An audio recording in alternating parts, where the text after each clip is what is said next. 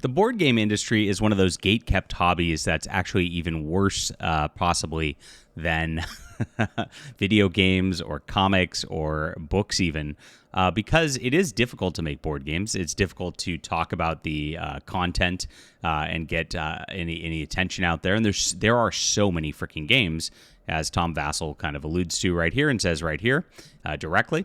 And so it's very, very interesting how this whole thing has worked. Now, it is a cesspool of social justice.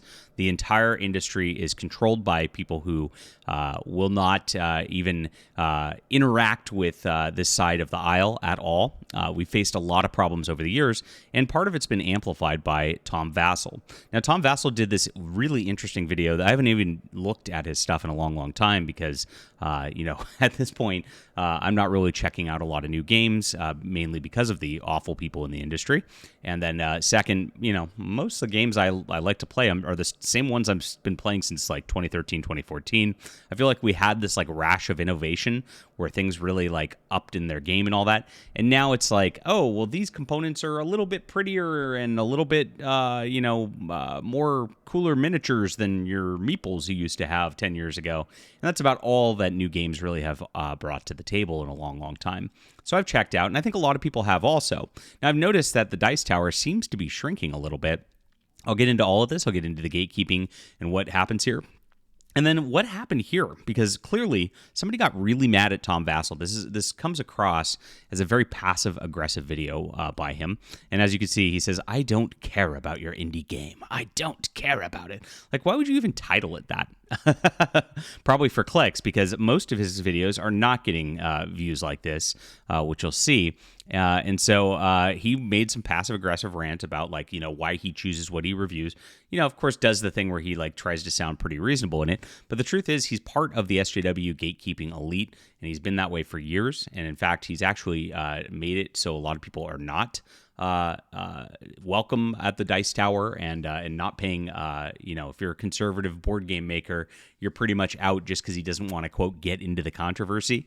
And yet on the flip side, he'll review every game by Eric Lang and, host him on the channel, even though that guy's a complete, controversial nightmare all the time. So the double standard's very, very real in board gaming, and we will talk about it here. Please hit the like and subscribe button. Join us as we talk about all things in the culture, especially when it comes to board games. I'm crowdfunding a new sci-fi novel trilogy right now, and this is my work, and of course, it's good stuff. This is called Valiant Frontiers. I'm trying to bring things back in the culture, really, and Valiant Frontiers is one of our efforts in doing that. This trilogy is all about space exploration, if it loads for you guys. It looks like we're having there we go. Excellent. It's a space exploration trilogy that actually highlights heroism, brings back the sense of wonder.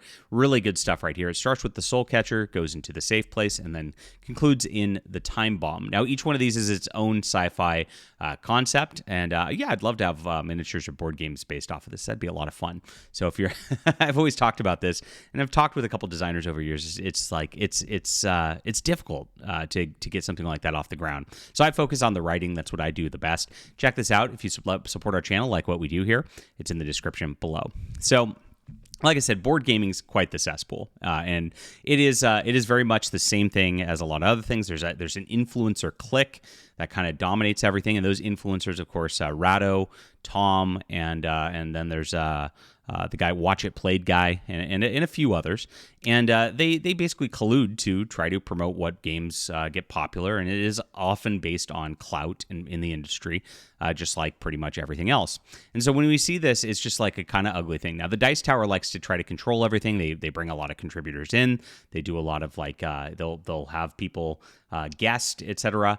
And then you kind of get the nod of approval that way. Now, this is again a clout structure, and it happens all the way across the board. Like Board Game Geek is notorious. That's the site where everybody kind of like catalogs their video game or board games and the like, and actually you can research board games, and they catalog all the reviews and everything, so you can research things a little easier. It's got a lot of nice functions to it, but at the same time, they'll ban anybody who's a conservative on there. They'll ban anybody who's vocally Christian on there. And it's very, very similar with the Dice Tower. Tom Vasel actually banned me from attending a Dice Tower convention, and then banned a retail network, which is called TGG Games, just for associating with me. That's how these people act all across the boards. And he has actually refused to review conservative board gamers like Robert Burke, for example, in the past, and refused to put his games up because Robert Burke ran a board game group for conservatives, and that was, quote, too controversial for Tom. So as he talks about this, he goes into these this like rant about like what makes it, what does he do for gatekeeping? How does he choose? And he goes, well, it's a lot of it's like, is the cover nice? Is the box cover? Is the art nice? Is the theme good? Is it a designer I know? Is it a publisher? Is it popular? And that's that. So that's what they choose. And of course, they have a lot of stuff on their channel, and this is all partially true, but there is a lot of clout that goes into it. There's a lot of structure that goes into it as well, and there's a lot of gatekeeping that goes into it. And actually, he set himself up as the primary gatekeeper of board gaming with what he's done with his entire channel. But you can see that like a lot of the videos that Tom Vasel does at this point, not so much. Here's a quick take review. It's like less than 1,000 views. People aren't just watching reviews of board games to watch reviews of board games. I feel like they used to, and actually in the pandemic especially, his views were a lot higher. But at this point, unless you're going to buy that game and you're looking at something, that's the only time you're going to check one of these out, right? And so the people search for a specific game, and they don't actually just like hang out on the channel. Now, what he's done, what he used to do quite a bit, was top 10 most anticipated games. These top 10 lists were things that made his channel really go. People love top 10 lists on things, and so that's what he did with to get his things popular before. But as you can see, like when his other contributors like this Wendy do it, they're also not very popular because nobody really cares what she thinks. They just want what Tom thinks on this stuff, and that's a big deal. But they add in other contributors onto here, like whoever this couple is, and that's how the Dice Tower builds its little network where they are kind of the clout keepers of board gaming. So it's really like, again, somebody must have gone on there and been like, okay, you won't review my games. I've been annoyed by that. They must have emailed him or something like this to get this video out there, and this is kind of his response to that. Now, like I said, they're very anti-conservative. They're very anti-Christian across the board game industry. It is an SJW nightmare all the way around. This has been going on for a lot of years, and nobody in these cloud structures will stand up to it. Nobody will actually do anything about it, and it's been that way for a long, long time as well. So interesting that this came across my feed at this point. His channel growth's been pretty stagnant. You don't really see it going up. Many subscribers at this point. I think the board game industry has collapsed on itself for a few reasons, and therefore the review industry has collapsed on itself. And that is because of, one, there's just too many out there. Like, he even says there's too many out there. That's a valid point that he says on this. But they're like, a lot of the games are not that different than the games that you played before, so nobody's really buying them as much as they used to. Game shops have closed down because as of a result of like Kickstarter and crowdfund campaigns. Almost every board game is crowdfunded now, and so they're more niche. Even though they, some of them get millions of dollars or whatever, that's still really niche compared to you're in a store, right? And so that's happened. That's contracted the market quite a bit as well. And then I think that people are burnt out. I think that people had a rush for this, and then once they got into this community and just saw how toxic it is and saw how SJW it is, a lot of people turned out and just ditched because like nobody wants to deal with that, especially when you're playing board games.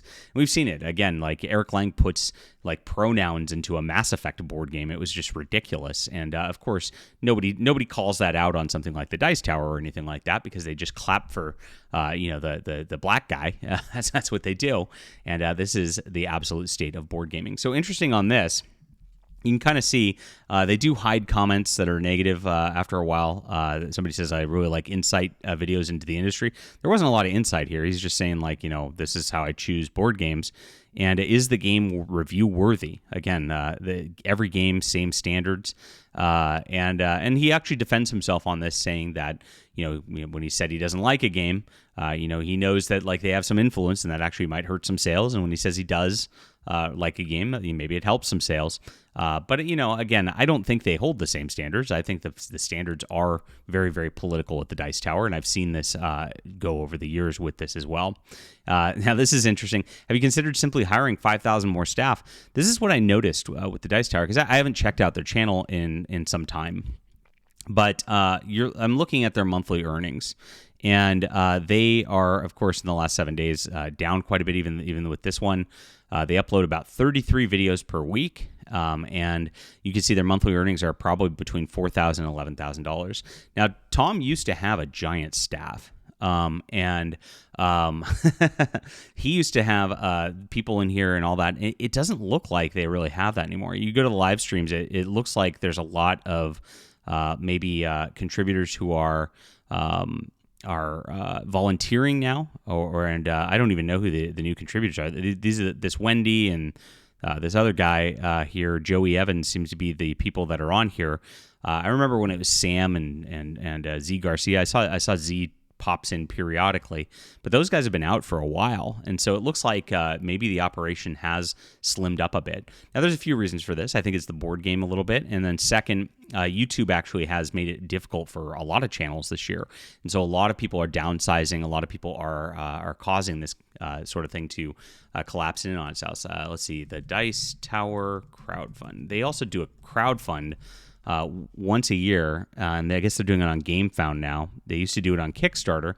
Everybody's kind of moved to GameFound, I've noticed. Do you like GameFound better, or do you like Kickstarter? Let me know. But we got 2025 right here. 2024 had 380,000. 2025 had 350,000. And they do have to ship out different things on this, but it does seem to be dropping a little bit. And I think that, again, crowdfunds are definitely in a spot where it's a lot. People are tightening their wallets and things like that. Let's see how they went before. Let's go to 2023, and 2023 had 410,000. So yeah, their funding is significantly lower than just a few years ago at this point. And then you get into the height of the pandemic, 2022. This is probably going to be their peak. I'm guessing about 380,000. So it's not a ton of a drop. However, it is a significant enough of a drop that it down to 350. That's hiring somebody, right? 380 to 350 or 410 to 350.